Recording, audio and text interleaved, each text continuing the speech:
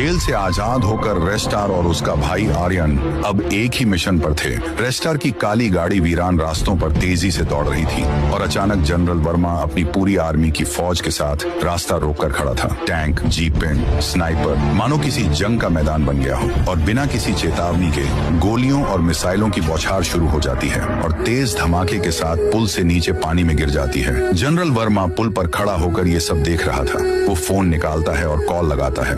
Mission complete. रेस्टार और आर्यन दोनों मारे जा चुके हैं। एक अंधेरे कमरे में वहाँ खड़ा है एक शख्स, शैडो किंग, जो आर्यन का कभी साथी हुआ करता था। वो फोन पर जनरल की बातें सुनते ही उल्टा खड़ा होकर अपनी टीम से कहता है, अब मेरा राज होगा, कोई रेस्टार नहीं, कोई आर्यन नहीं, अब ये सिटी सिर्फ मेरी होगी। कुछ देर बाद एक समृद्ध तट के किनारे लहरों में बहता हुआ रेस्टार बेहोशी की हालत में पड़ा था। धीरे धीरे उसकी आंखें खुलती हैं। वह चारों तरफ देखता है। भाई, भाई कहाँ है तू?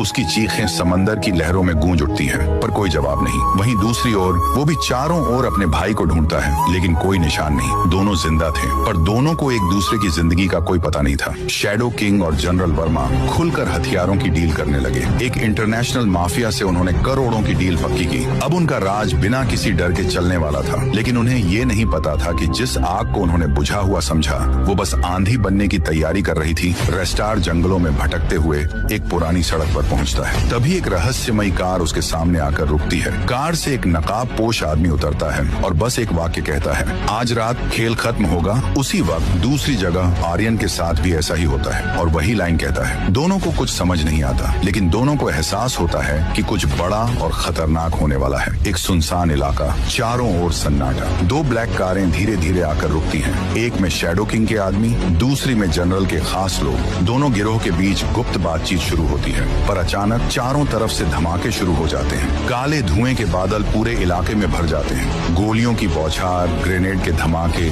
सब कुछ एक ही पल में अराजकता में बदल जाता है। दूर एक पहाड़ी पर खड़ा रेस्टार ये सब देखता है। उसकी आंखें